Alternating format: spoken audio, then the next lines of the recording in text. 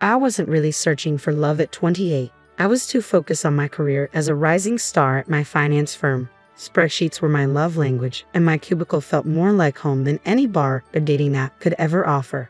Then came Sarah's rooftop party. Sarah, my coworker and best friend, had a talent for pulling me out of my comfort zone. This time, the crowd was a mix of artists, musicians, and a few familiar faces from the office. That's when I spotted him. He was engaged in a playful debate with another guy about the best way to restore a brick building.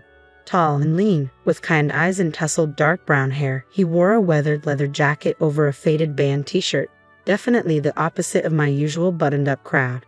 Yet something about him intrigued me. "So, you think slapping a fresh coat of paint on history is a good idea?" he asked, a playful smile on his lips. The other guy, a stocky dude with a shaved head, rolled his eyes. "Hey, it preserves the structure, right?" "Yeah, but it erases the character," he countered. "The cracks and the wear, that's what tells the story." I found myself inching closer, drawn to their easy banter. Just then, Sarah appeared beside me, a mischievous glint in her eyes. "Amelia, this is Mark," she said, nudging me forward. "Mark, this is Amelia, the spreadsheet wizard I told you about." Mark's smile widened as he took me in. "Spreadsheet wizard, huh? Sounds impressive." "It pays the bills," I replied, feeling a blush creep up my cheeks, "but I can hold my own in a conversation that doesn't involve amortization schedules." I winked at Sarah, who chuckled. "Challenge accepted," Mark said, his voice warm and inviting. "So, Amelia the spreadsheet wizard, what do you think about preserving history?" We ended up talking for hours about everything and nothing. He was an architect passionate about breathing new life into old buildings, while I shared stories of my crazy hours at the firm and the thrill of closing a big deal. The conversation flowed effortlessly, and before we knew it, we found ourselves standing by the railing overlooking the glittering city skyline. The cool air sent goosebumps prickling down my arms. "This is fun," I admitted, surprised by the slight tremor in my voice. "Yeah," he agreed, his gaze fixed on the city below. "I wouldn't mind doing this again sometime." "Me neither," I blurted out, unable to overthink it. Our first official date was a dinner with Mark's parents, Martha and Arthur, at a fancy restaurant. The conversation flowed easily at first, revolving around wedding plans, the beautiful old library venue I had booked, and the expensive organic caterer I was stressing over. Then, things took a strange turn. Mid-bite of her lobster bisque, pronounced with a peculiar accent, Martha suddenly fixed me with a steely gaze. "So, Amelia," she said, dabbing her lips with a napkin, "Mark tells me you work in finance." "Yes, I'm a financial analyst at a large firm downtown," I replied, unsure where this was heading. "Analyst, huh? Sounds important," Arthur chimed in, his booming voice filling the table. Mark, who had been mostly quiet, cleared his throat. "Dad, come on, that's not what we're talking about." "Just making conversation, son," Arthur said, waving his hand dismissively before turning back to me. "So, Amelia, you mentioned a big-name firm." I told him the name, a global player in the financial world. A satisfied smile spread across Martha's face.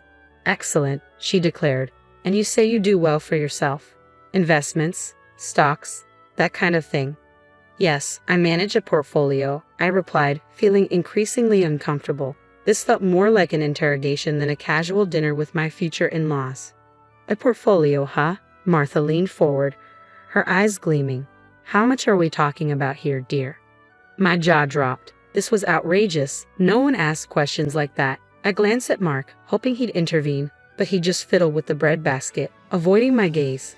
"That's really personal information, Mrs. Miller," I said, forcing a smile. "Oh, come on, honey," Martha huffed. "We're practically family now. Isn't that right, Mark?" Mark mumbled something non-committal, his cheeks flushed. I decided to take control of the situation. "Look," I said, trying to keep my voice steady, "money isn't everything. Mark and I love each other, and that's what matters most." "Love is great, sweetheart," Arthur chimed in again, "but let's face it, love doesn't pay the bills." I took a deep breath. This dinner was turning into a disaster.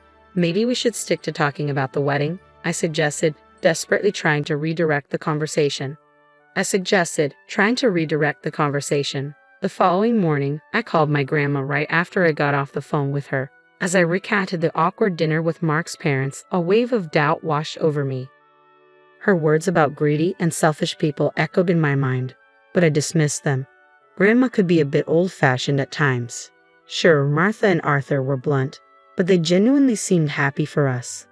Maybe they just struggled to express their emotions. Fast forward a few months, and the wedding planning was in full swing. Every detail, from the venue to the flowers, felt like pulling teeth. Whenever money came up, Mark would give a sheepish shrug and say, "Work's been a bit tight lately." His parents, bless their hearts, kept offering suggestions, cheaper venues outside the city, a family friend who could cater at a discount, which really meant they'd barter for vegetables from their neighbor's garden. In the end, I found myself footing most of the bill. Mark, ever the charmer, would say things like, "You're amazing, honey," handling everything like a champ. But his lack of financial contributions started to grate on me. Finally, the big day arrived. It was beautiful. The weather cooperated, the food was delicious, and most importantly, Mark and I said, "I do." The only sour note was Grandma. After the ceremony, she pulled me aside, her wrinkled face etched with concern. "Amelia, honey," she said, her voice low, "be careful with those in-laws of yours. They don't have your best interests at heart." I rolled my eyes. Here we go again. "Grandma, they're just excited. They love Mark. They love me.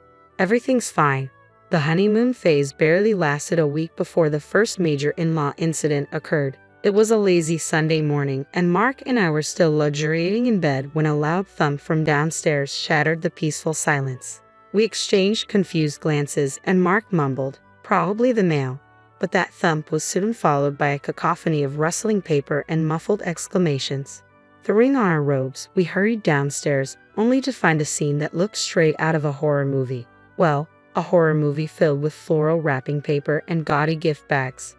Martha and Arthur were sprawled on the living room floor, surrounded by our wedding presents like vultures picking over a carcass.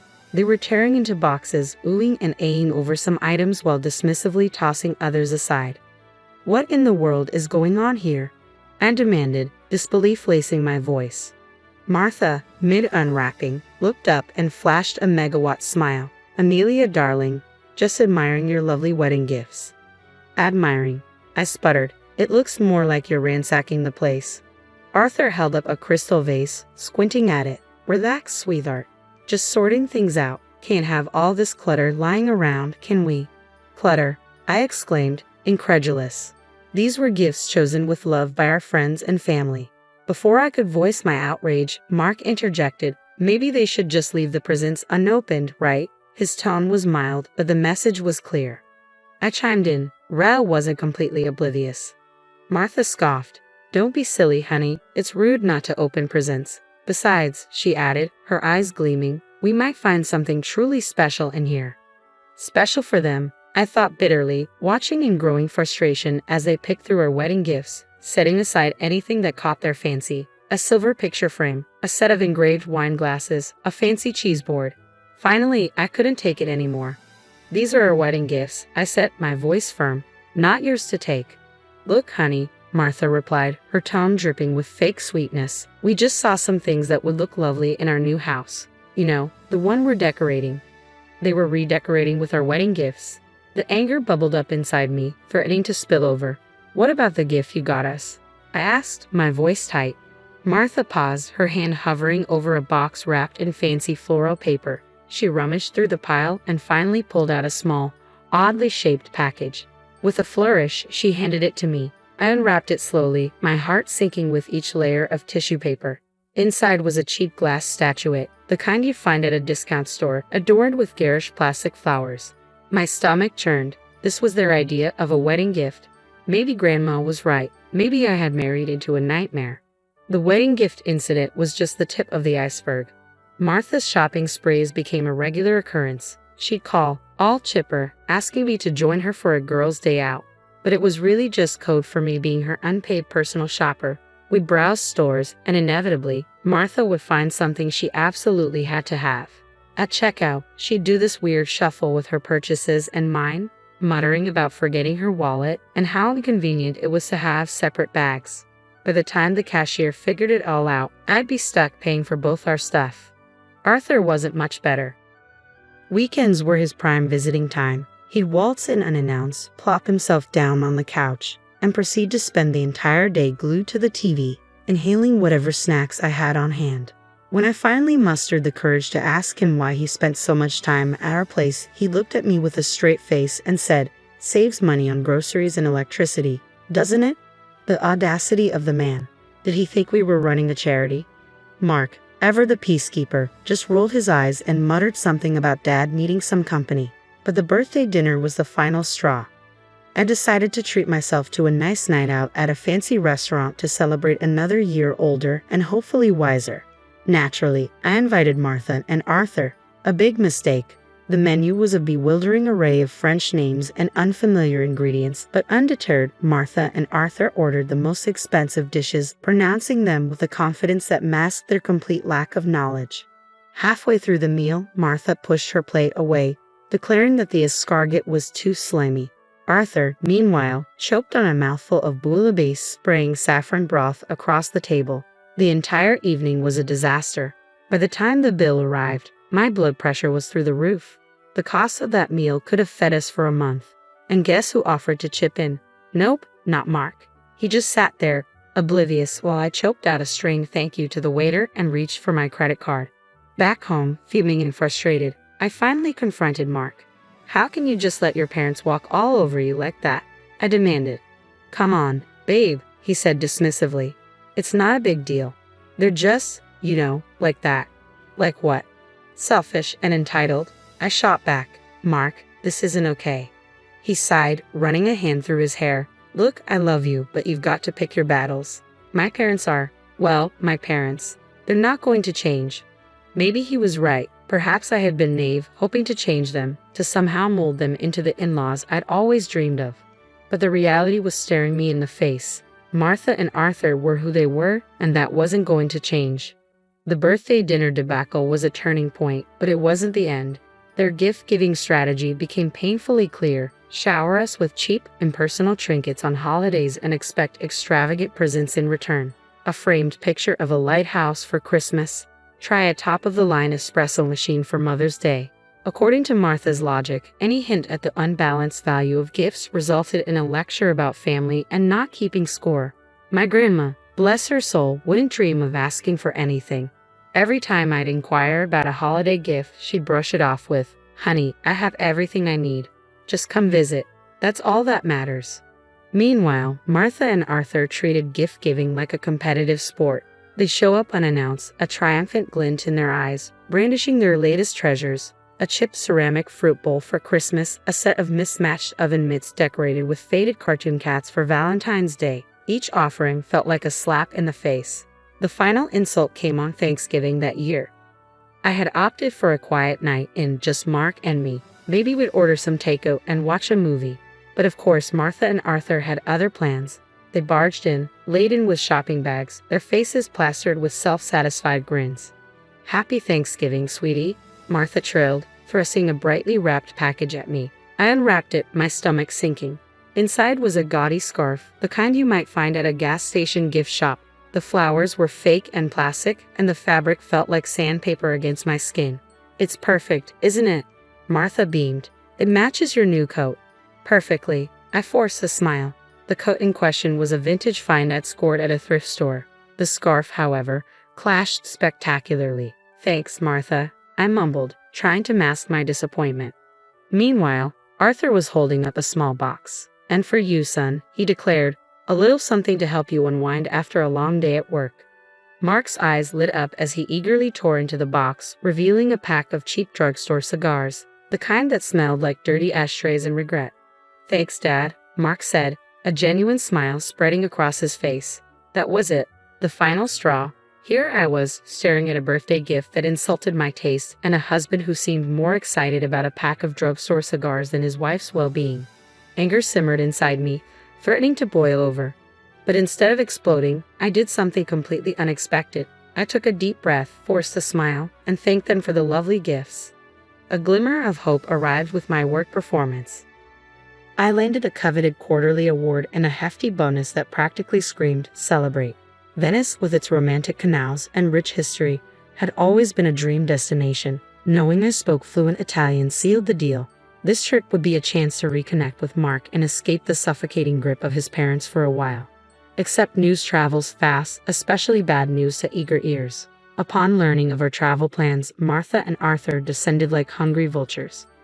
Venice, huh? Martha said, her eyes gleaming with a disturbing avarice. Sounds delightful. Always wanted to see those gondolas up close. Actually, I interjected, trying to be polite, this trip is just for Mark and me. A little romantic getaway. Arthur scoffed. Come on, Amelia, don't be selfish. We've never been to Europe, let alone Venice. Think of the pictures. Pictures.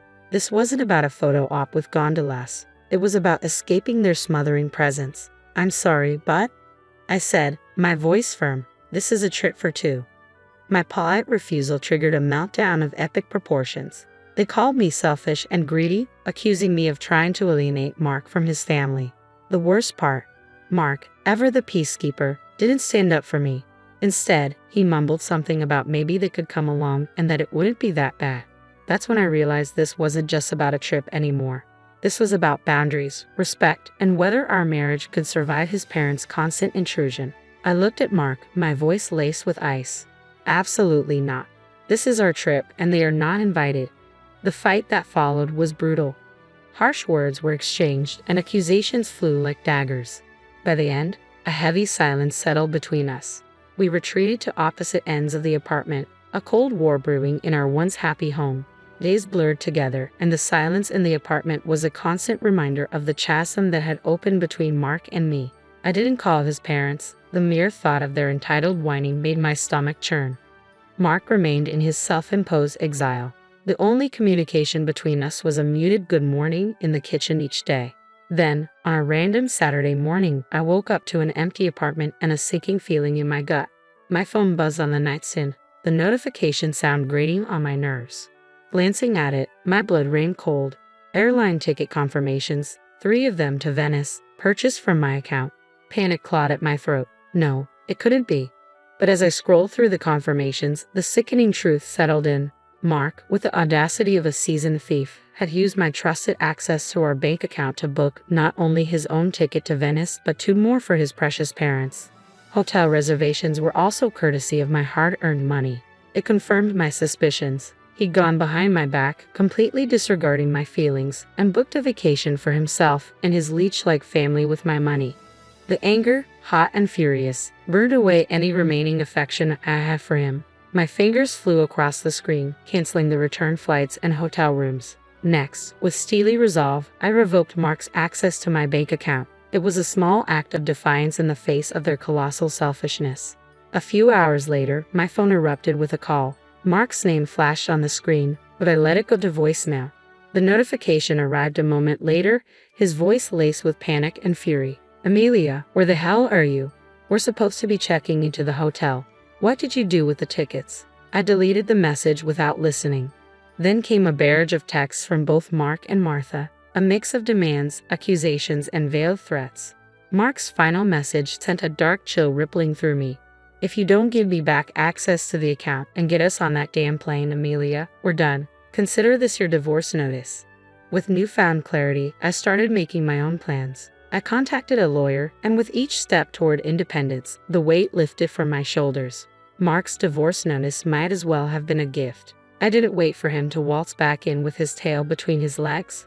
Packing was cathartic. Clothes went into suitcases, knickknacks into boxes. But the gifts from Martha and Arthur, those gaudy trinkets and mismatched sets, I left untouched. I lined them up on the living room floor, a garish monument to their selfishness. A final act of defiance before I slammed the door shut on that chapter of my life.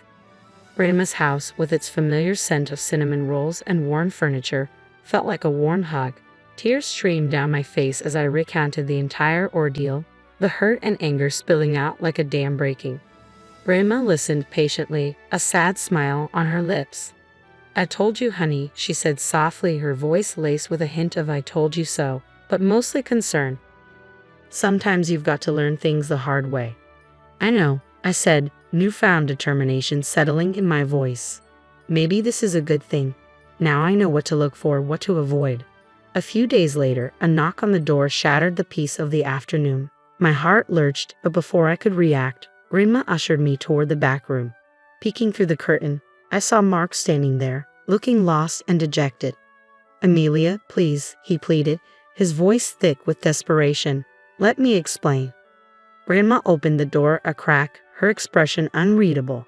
Mark launched into a groveling apology, spewing words about realizing his mistakes and trying to distance himself from his parents. The anger that had been simmering inside me bubbled over. I barged into the hallway, a cold fury in my eyes. "Distance himself," I scoffed. "Mark, you were about to spend my money taking them on a vacation. This isn't about you suddenly seeing the light. This is about you being comfortable. Comfortable because I paid the bills and bought your parents presents." He opened his mouth to protest, but I cut him off. "No, Mark, this is over. I don't want to build a life with someone who prioritizes comfort over respect or someone who lets his parents walk all over him and his wife. I deserve better than that." Mark's face crumpled, but this time I felt no pity. The door shut with a finality that echoed in the silence that followed. Maybe Grandma was right. Maybe this wasn't the end. Maybe it was the beginning of something new, something better. A life free of entitled in-laws, a life filled with respect, and maybe someday, love that wasn't selfish